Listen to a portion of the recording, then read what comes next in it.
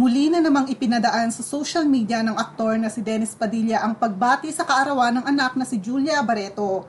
Sa kanyang Instagram account, nagbahagi nga itong si Dennis ng larawan nila ng anak na si Julia Barreto. Sa isang larawan pa, nag-effort pa si Dennis na gumawa ng letter sa papel para sa 27th birthday ni Julia.